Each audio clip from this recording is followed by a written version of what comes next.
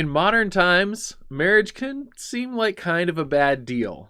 But today we're going to talk about the question, is marriage better? And spoiler alert, it definitely is. I'm Jonathan Yellen, and this is Finding the Point. Hey folks, welcome to Finding the Point. I'm Jonathan Yellen, board-certified behavior analyst. With me, of course, is Pastor Aaron Mudge, senior pastor for Calvary Baptist Church in Huron, South Dakota. Pastor Aaron, how are you doing today? Hey, you know what? I'm doing pretty good. He's lying, folks. He's super sick over there. All right. I don't know. I don't trust you as a pastor anymore, Aaron. You know what? Even if I don't feel well physically, I'm glad to be here and I'm glad to be serving the Lord. See, that's a great answer. See, so all right, you know what? Because your body can be ailing, but we can still find joy in serving God. That's wonderful. Well, Pastor Aaron, today's episode is all about finding joy and happiness. In a sense, we're talking about marriage. We probably need a little montage of like wedding photos here or something. But at the risk of my wife getting mad at me for putting our wedding photos into one of our videos, Pastor Aaron, let's talk about marriage. All right. Yeah, this is something that's really important, and I feel like the enemy, Satan, and the world and the philosophy of things today is really against marriage and has been for a long time. And I think that's an important battlefield for us to fight on as Christians. Yeah, I agree. And our cultural changes that have happened in the last several, like everyone knows the divorce rate is ridiculously high. But I think the reasons for that are in part because of the cultural benefits of marriage have shifted. Right. The 1960s did a real number on all of us. And today, I mean, if you're a single guy, why get married? If you've got a girlfriend, she can live with you. You get all the benefits of that.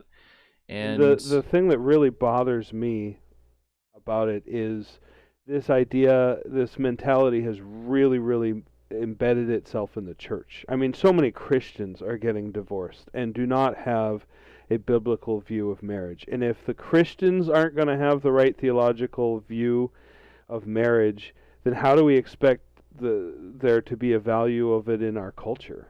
Yeah, and I think that question alone, what is marriage, is one that I think most people in our culture couldn't really even explain properly. I have some friends at work who I've talked to about this, and I hope they're watching. If you are, hi guys. But I with respect to all of them, especially the younger ones who, the real Zoomers, I love you all, but also I don't think they have a sense of what marriage could be and what it's supposed to be if you actually get it. No, I think most people don't have a proper biblical view of marriage, and even most Christians don't understand what God intended in marriage, and marriage is the foundation of the family unit, and the family unit is vitally important to what God is doing in the church and in our culture. And when that decays, we end up with the kind of problems we have today. See, and I would be so inclined to disagree with you on that if it wasn't true in the stats on people getting divorced, even in the church. So I think the way to combat all of that and combat the problem of divorce and people having unsatisfying marriages, because let's be honest, there are some people who are willing to fight it out and just say, well, hey, I made that covenant and I'm not going to break it, even though my life is miserable and I hate everything. Well, it makes it so the question isn't just how, is marriage a good thing to do, or should I get married, but how to have a good marriage that's beneficial. And of course, there's books and books and books that have been written on this by a bunch of credible people. So, maybe we get a book list out in line somewhere. But I think at the core of it, you've got to get the definition. You have to know what marriage actually is and what it's supposed to be and how it works. And then if you know that, you can diagnose your problems and fix it. I agree. And I think too many people get their definition of marriage from Hollywood. and what we see in movies and TV, and marriage in that and in the media is portrayed as something that it is horrible, and people say Mm-hmm. things like, "Oh, well, you're getting married, get ready for the ball and chain. Life's miserable from here on out." No, it's not. That's not the Yeah. truth. That's a lie. I kind of the same thing. People, when we had our first kid, like I can't tell you how many like good people came up to me like, "Oh, once you have that baby, your life's over. You're all like, no, are you kidding?" No, It's it's like so much different, awesome. but it's Yeah, better. it really is. It really is. And but Aaron, you know what? Let's think though. If you were living in the typical worldly relationship, all right, boyfriend girlfriend living together, engaging in let's use the biblical term due benevolence, and all of the benefits essentially of that. Why would you risk half of your income forever on getting married? Because that's like from that perspective, that's literally the only thing that changes. I guess Right. that and someone's last name, which is Yeah. probably some kind of bigotry to ask a girl to change her last name or something from that perspective. I've heard people say, "Why should I get married? It's just a piece of paper." Exactly. And if you're already living with all of those perceived surface benefits of marriage, it really is a piece of paper. So then Right. I think it's actually a fair conclusion. It's a wrong conclusion. All right, don't Right. don't get me wrong. But it's a fair conclusion. When you take God out of the picture, it's a logical conclusion, but our argument is when you look at it in God's way and we choose God in Hmm. God's way is better. And I agree with marriage that. is better, and that's what we want to make the case for. All right, I think it's time to make the case then. So Let's do it. let's transition over here, Pastor Aaron. We're looking at what is marriage. So let's start with that. So you're the pastor. You've done weddings probably at least once, maybe. I don't know. I didn't ask you before the show and prep to find out if you actually done a wedding yet. But regardless, what is marriage? So marriage is really it's a covenant between two people before God. And so What's a it's covenant? yeah, that's where we need to get. So what is a covenant? So Okay.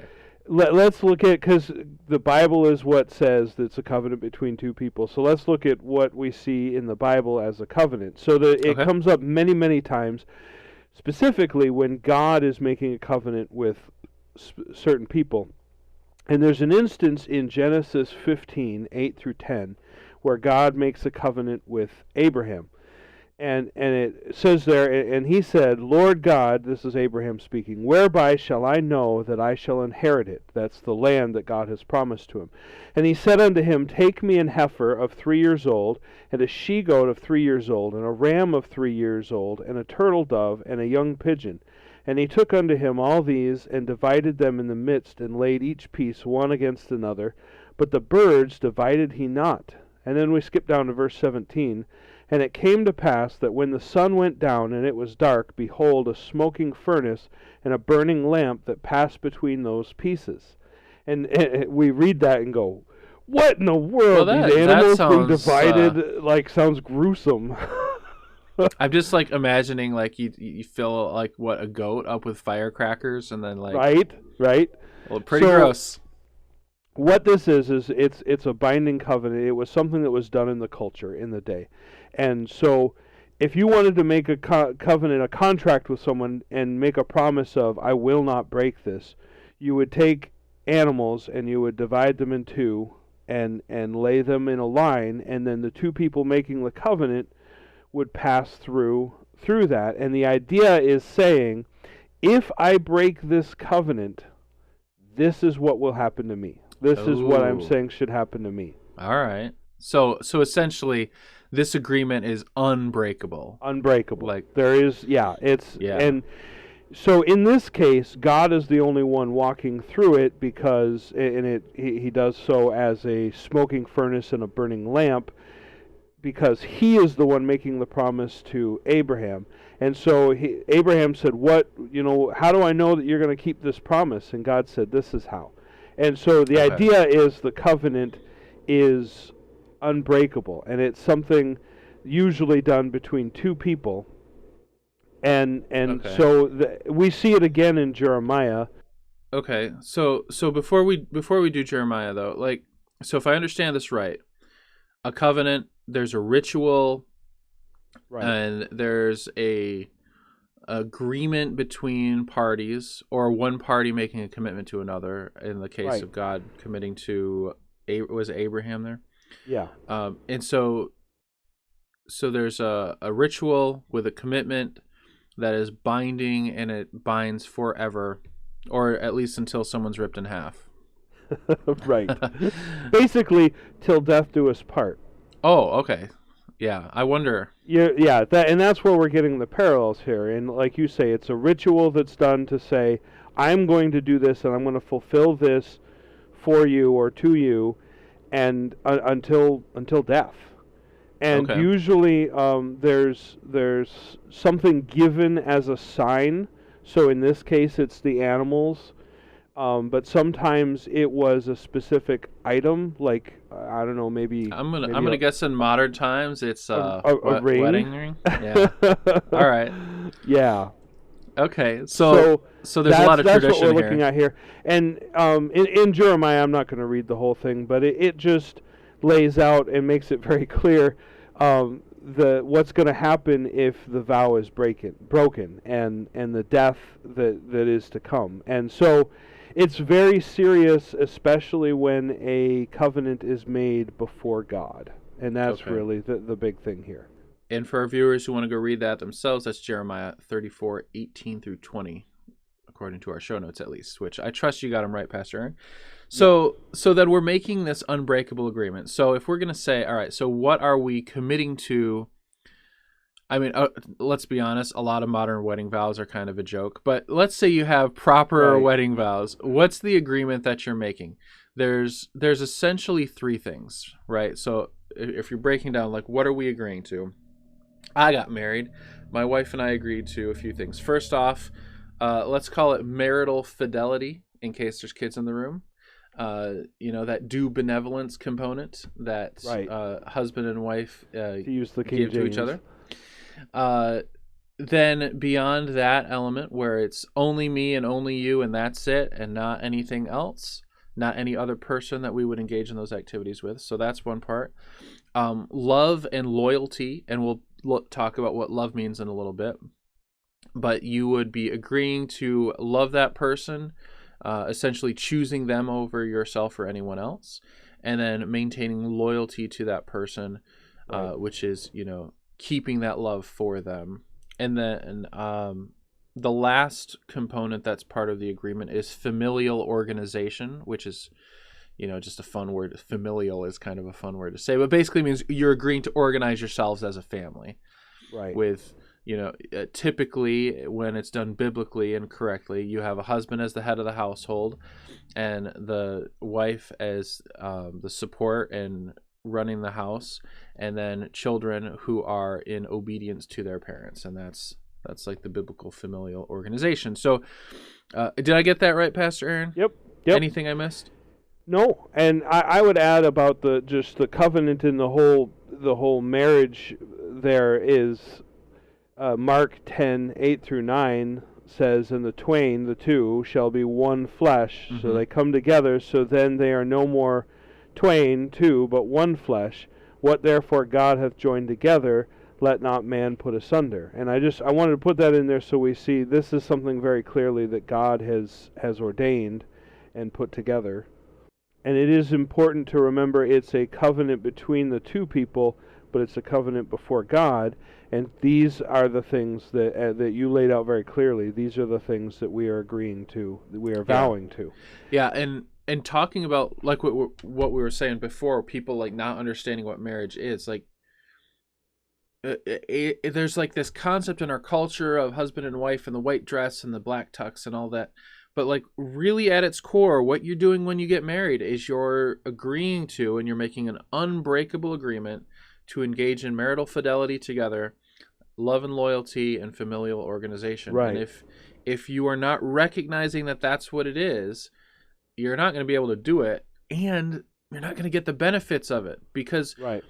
it's not like a yoke you're strapping on yourself just for the burden of surviving through it.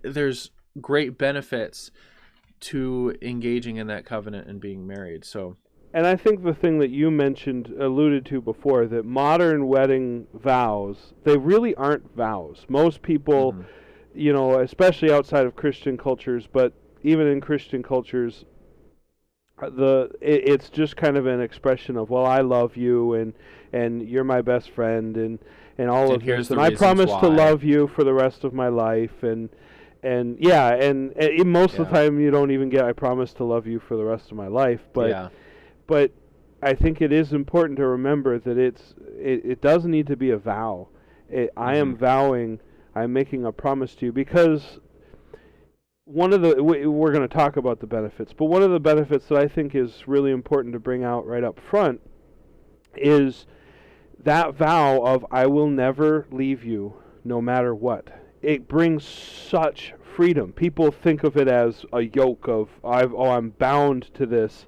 No, it brings freedom, because imagine being in a relationship with someone where at any moment you could do or say something that would make them mad enough that they just leave. That brings such anxiety and fear in the relationship, and there's no stability there. But to be in a relationship with someone where you know that they have promised me that no matter what I do or say, they will stick by me.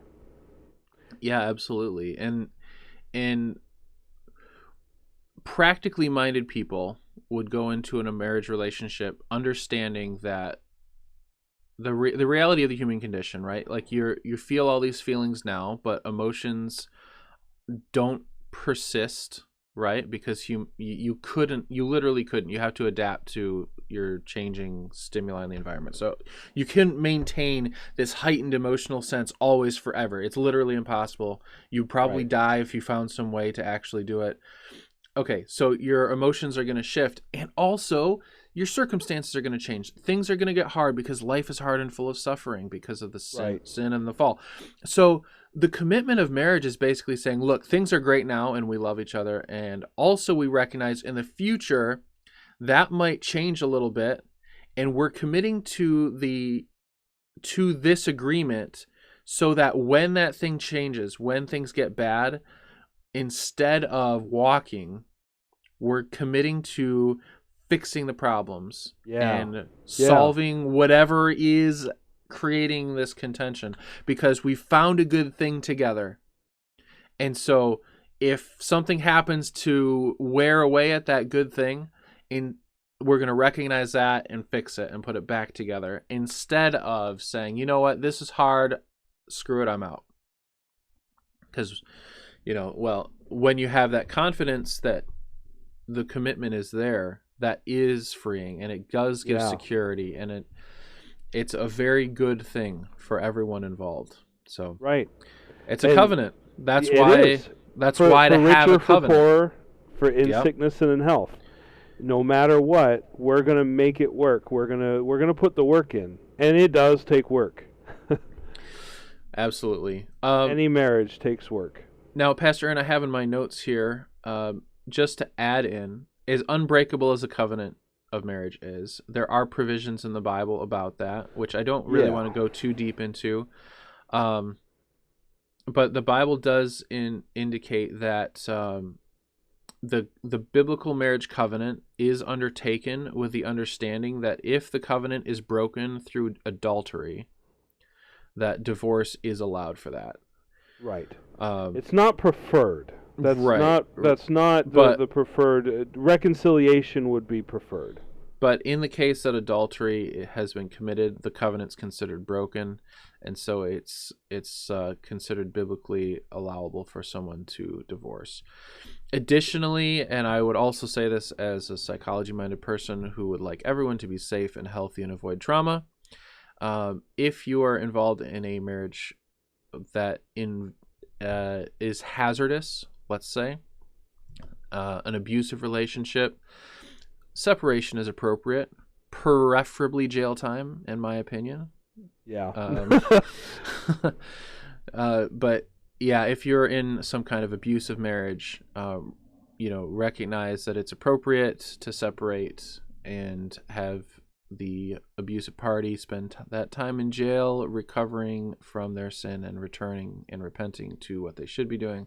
Yeah. And then, of course, the Bible's provisions for adultery. But beyond that, Pastor Aaron, that covenant, any other way to... No, and God, we got to understand too, yes, God has made provisions because God knows that we're sinful people, and things happen, but God doesn't like divorce. Marriage. God doesn't like I divorce. think God likes marriage, Aaron. God loves marriage. God hates divorce. And if at all possible, reconciliation is preferred, but yeah, and we don't... the scope of this show today. We're not going to get into. There's so many debates about that. If you're into some sort of challenging situation in your life, please contact your local pastor. Yeah. If you don't have a local pastor, let us know where you live. Just send us a message on our Facebook page, and we will help you find a local church of like faith and practice. All right, let's move on. So we're going to take a look at the segments of that covenant and really try to dig down and understand that. So the first one, I don't want to get in too much detail because, I don't want you to have to keep your kids out of the room for too long. So marital fidelity, that part of the marriage relationship it should be, let's say, exclusive and excessive. Which is a source of great joy to many young married couples, I'm sure. But the idea is that no one else is involved in your marital fidelity. Yeah. And you should be engaging in a sufficient amount of marital fidelity so that there is no temptation to engage in any marital infidelity, let's say. So if we're talking about marital fidelity with exclusive and excessive, that means as well no other partners, no other intimate activities that would not be involving your partner. All right. So guys, pornography, bad, right? I don't think we need to go into that too deep today. That's pretty obvious. Destroys your life and everything it touches. It's the worst. Don't do it. Anything else we got? I didn't want to go too deep on this topic. I don't think. There's several quality Christian books you can find on this topic. If you have questions, if you can't find them, send us a message on Facebook. We'll have a producer contact you with some suggestions. All right, next one, Pastor Aaron. Do you want to start tackling this one? Love is the next one that we wanted to tackle. And I think that's really one of the big ones. So, like, what is love? Because we have so many definitions on our culture of what love is.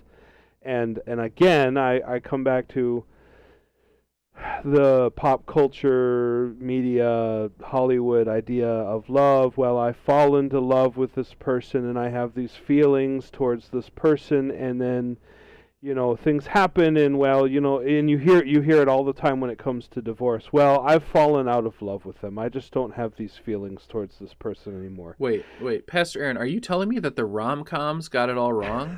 Yeah. Love isn't like in... All right, I was just going to list a bunch of rom-coms, but I realized I don't know any rom-coms.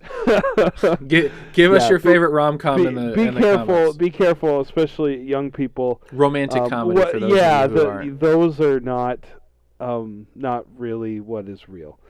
Oh, okay. I've been deceived this whole time by Hollywood and Hallmark Channel. So, and I'm going to say something that some people at first might find odd, but real love is not an emotion. Yeah, for sure. It involves emotions, but love is not an emotion.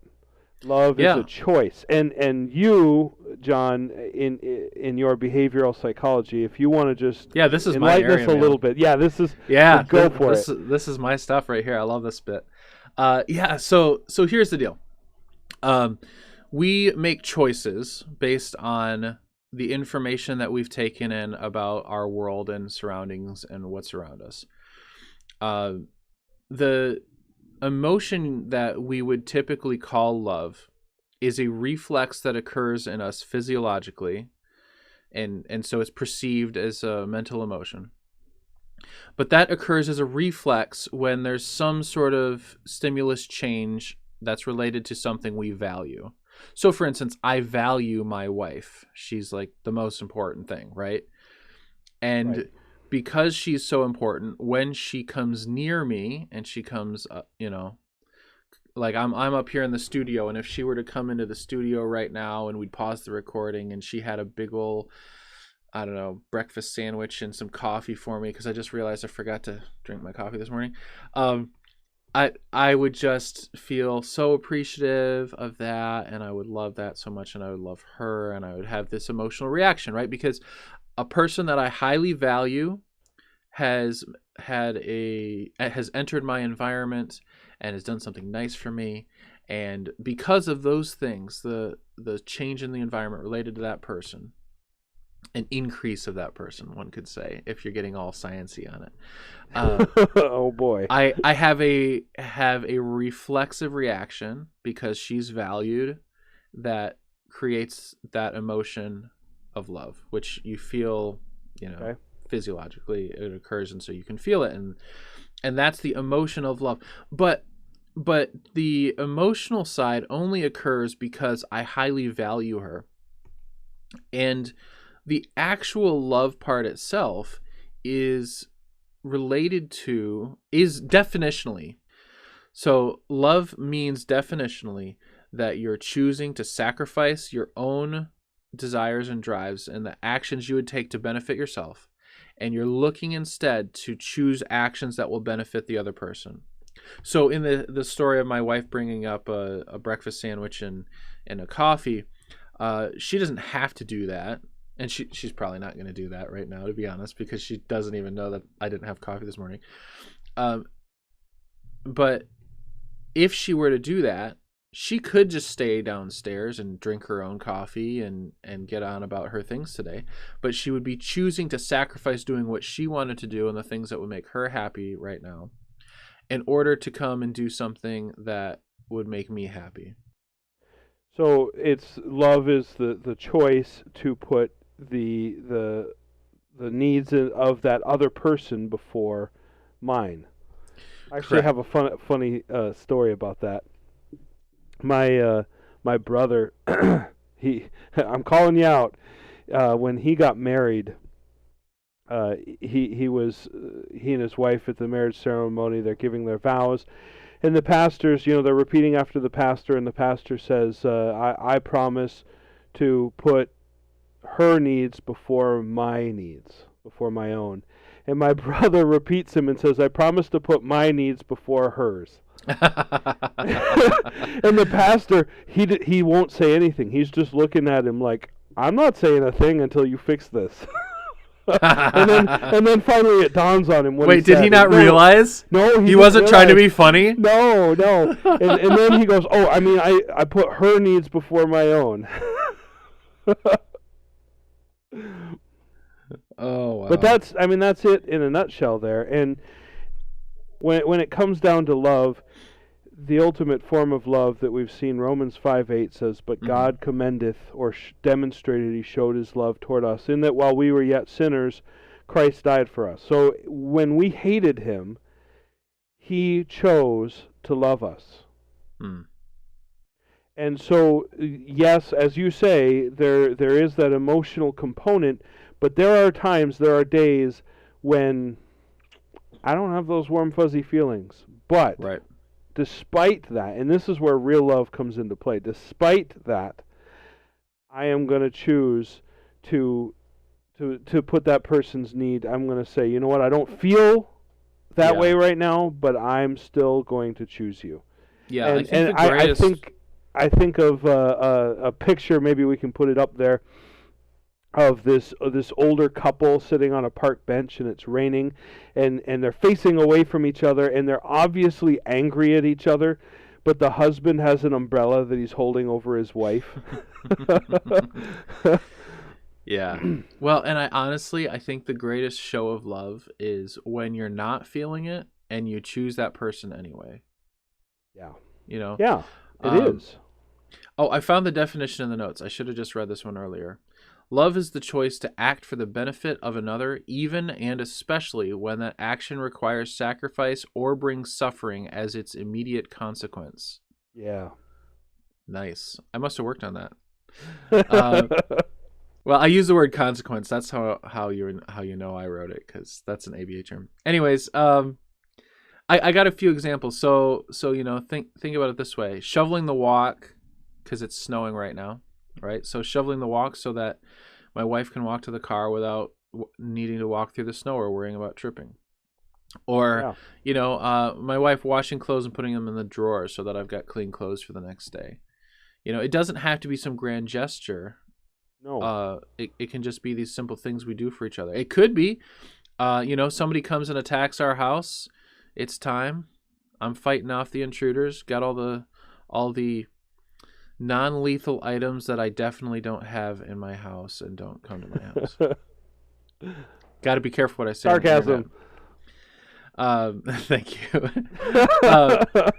Or how many times has my wife woken up to take care of the screaming kids in the middle of the night so that I can sleep and be well rested for work the next day. It's things that we do for each other, and you could have the attitude of like, oh, I'm doing all this stuff for him, and except when the attitude is, I love him, so I'm going to do this stuff for him, even if he's not doing it for me, or right. Even if she's not really giving me what I want right now, I'm going to do it for her anyways. That's real love, man. And you know what? If you got a problem and you're not reciprocating your love the way you should do, well, then that's something worth fixing. Yeah. But the core to remember is the idea of love as that choice to act for the benefit of another. And when you do, that builds the value for that person, because you're acting as if that person is more valuable. And because of that, it builds the value of the person, and then the emotions from that value are triggered when the things happen that trigger those emotions, which I'm running out of examples, but you get the idea. Many people, when thinking about love, go to 1 Corinthians 13. We know that in the Bible as the love chapter, and there's so much in there. But the thing that I want to just bring out from that is, if you start, and I challenge you, start looking at 1 Corinthians 13 and looking at some of the things where it lists of what love or charity is. None of these are emotions. Like, love is patient. Love doesn't envy. Love, doesn't seek itself. These are all actions. These are all choices. Right. I am choosing to be patient with you. I am choosing to put you before me. I'm choosing, and that is where love is. As you say, it involves an emotional response, but love is the choice to put the other person before myself. Yeah, absolutely. And we could break down each one of those parts of Corinthians 13 to show what those actions are, but realistically, at the end of the day, if you're saying that you don't have the love that you had before, the solution is to start choosing to sacrifice for the benefit of that other person.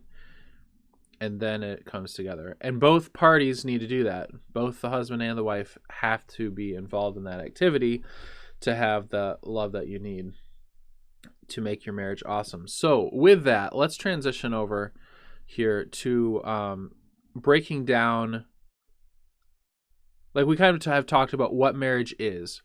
But I want to explain some of the theories on why marriage works. Okay. And the Bible just tells us that it does, and of course we can trust that. But I think it helps us to diagnose problems with marriage if we understand why that benefits us and how it all works. So let's talk about why marriage works. Okay, so Pastor Aaron, let's talk about behavioral economics, which seems like a huge jump away All right, so from marriage. I hear economics, and I'm thinking numbers, and Hmm. my brain Yeah. shuts off. Yeah, well, you know what? That's because your brain does the numbers without you even needing to think. So Whoa. here's the thing. The question is the question that psychology people would ask, in behavior analysis especially: why would you do anything that you do? Okay, we're talking about making a choice, right? Like taking an action. So why would anyone take any action that they would take? All right, and the answer for that is essentially we do it to access the beneficial consequences of taking the action. Okay, and we would use the word reinforcement in behavior analysis. So we'd say you engage in behavior in order to access reinforcement, which really just means you get the beneficial consequences. So the question then, okay, that's why we do the things that we do, but why do we do some things and not other things? And why do I not always do something? Like, I've got a bottle of water here. Why haven't I been drinking it throughout the whole episode, right?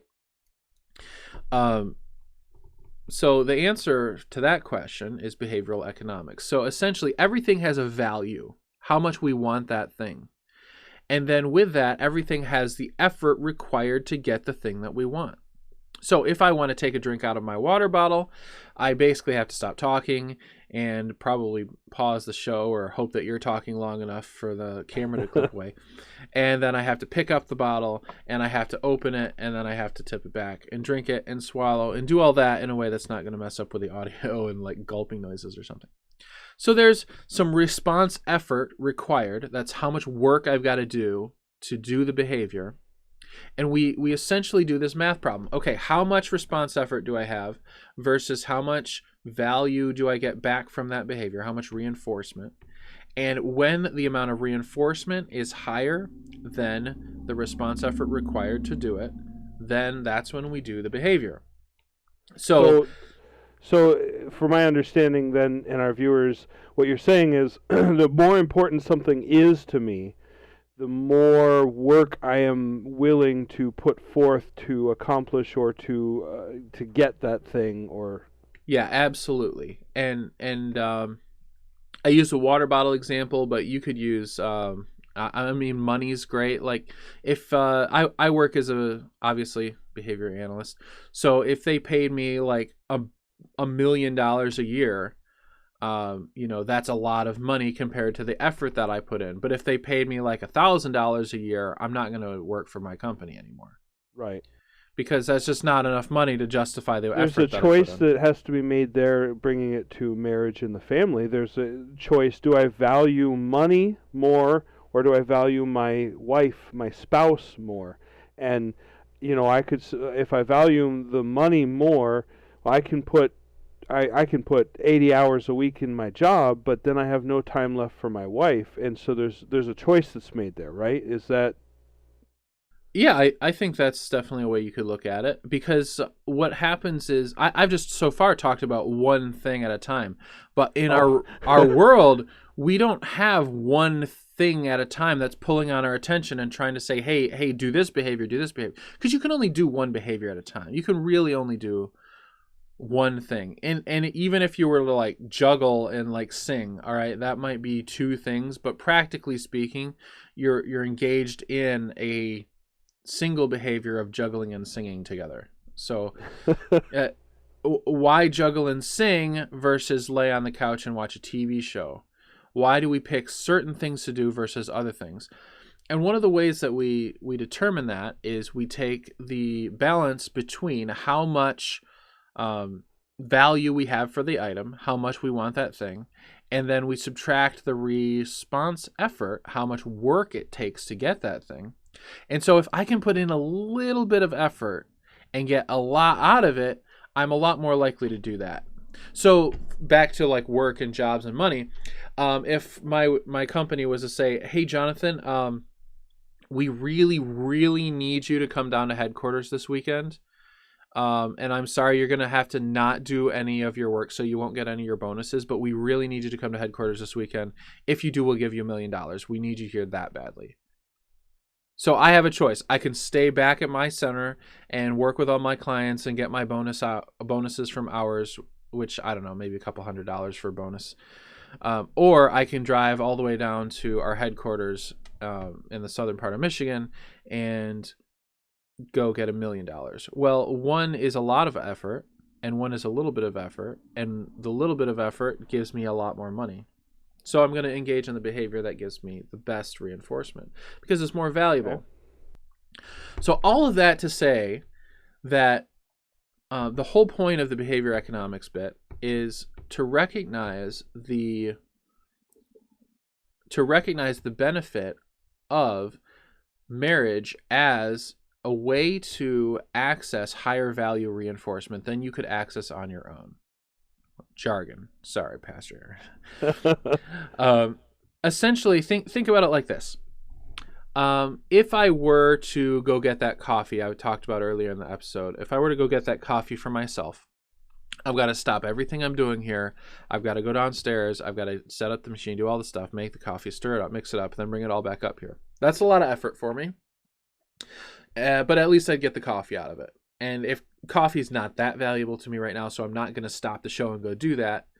But if it were, I would stop the show and go do that. But the work's too high for the value of the coffee. However, if my wife brings me the coffee, my effort to get the coffee is literally like reaching my hand out and saying thank you. That's all I need to do to get the coffee. So that high value coffee, like let's say the value of the coffee was high enough to justify me shutting the show down and going downstairs to get it. If it's that high value, but instead of putting in all the effort required to get it, I only put in that tiny amount of effort because my wife helped me get it, then I have this big old chunk of value that I got out of that. Way more value than effort that I had to put in. So it definitely sounds like math to me. It's a little math, but your brain does it without you thinking. Okay. So, it basically, man, real layman's terms, it feels better for someone else to take care of the problem for you than for you to have to solve it yourself. Right. I think that's something everyone can understand. Right. You don't have to put any effort into it. You don't have to solve the problem. She just took care of my problem and I didn't have to do anything, and that was awesome. Okay? When you're married, your wife can do that kind of stuff for you. And also, you can do that kind of stuff for your wife. Because when my wife is having a stressful day, and she actually likes coffee probably almost more than me, I could make that coffee and bring it to her, and that would be a huge blessing to her because she doesn't want to take the effort to stop all of her stuff. So notice here, the first element, you can get more reinforcement if someone else does the thing for you and reduces that response effort so that all you need to do is, thank you and take it. And the other half of that is that we also benefit from sacrificing ourselves in the short term and placing that other person first.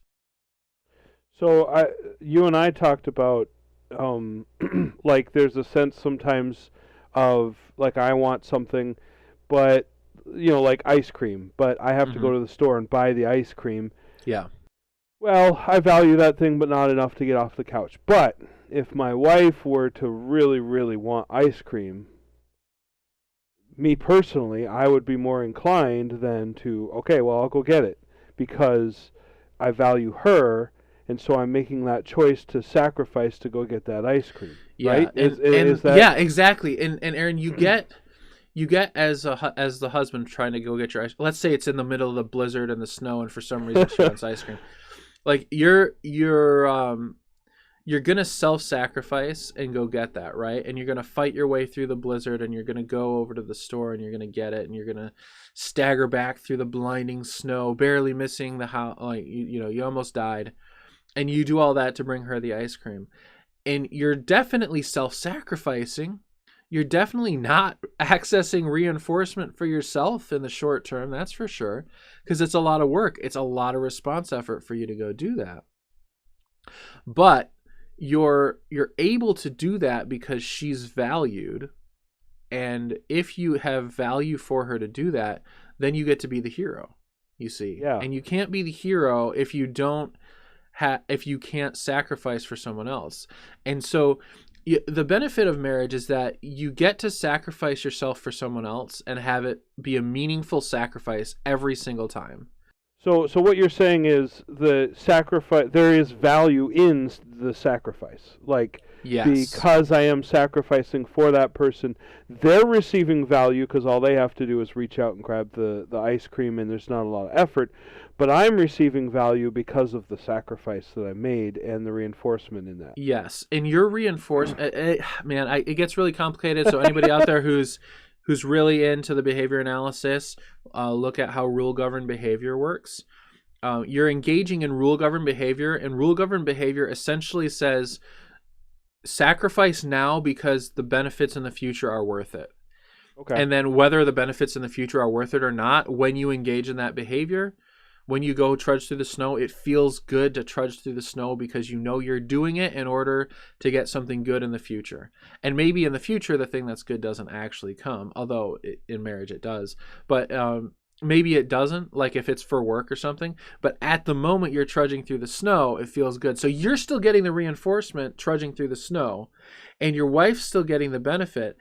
And this is the beautiful thing of marriage. If you're sacrificing to benefit your wife, and your wife is sacrificing to benefit you, you get high value reinforcement with low response effort, and you get rule-governed reinforcement from your sacrifice for each other.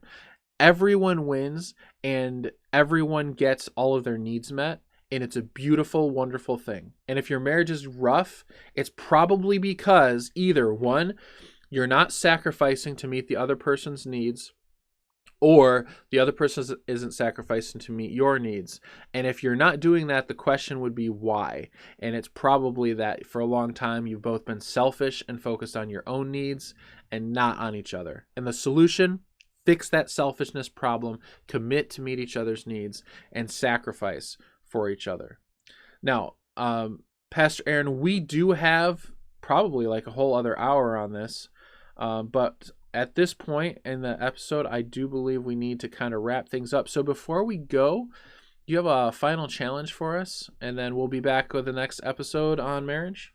Yeah, I guess come back to our original question: is marriage better? And we'll talk about some more of the benefits and things within marriage. But I want to focus on this idea of sacrifice. And ask yourself this question in your marriage. Maybe you are having problems in your marriage, or maybe your thinking in marriage is wrong. Am I sacrificing of myself for them? Do I value that person so much that I am making choices for their good and their benefit versus mine? Yeah, like take a moment. I think that's great. Like actively think, when's the last time I did something to meet my wife's need? And you'll recognize, hey, maybe I didn't. Maybe I haven't been thinking about what my wife needs. I've been thinking about myself. And that's right. Find some way. Let's do it. Let's all do it today. Find some way. Find something that would benefit some practical, your spouse. Real way. Yeah, we're not talking about, I went and bought her flowers. We're talking about like, she really needed a break, and I played with the kids for a half hour so she could go take a nap. Yeah, and I tell you what, I know in my marriage, for my wife, if she came home and the house was cleaned, she'd be through the roof, and it's a demonstration of my love for her. Yeah, and from what you told me, Aaron, you could probably just do the dishes, and she'd be ecstatic. I hear she hates to do the dishes. We love you, Nikki. Thank you so much for letting Aaron come join us today. And thank you, viewers or listeners, for joining us on the show. We'll be back next time talking about marriage and continuing the idea of how marriage works and maybe how to fix it. Or if you're not married and want to be, what the Bible says about making some improvements there. So that's what we've got for you today. Pastor Aaron's given the final challenge. We'll see you next time. Go out there and choose God and God's way.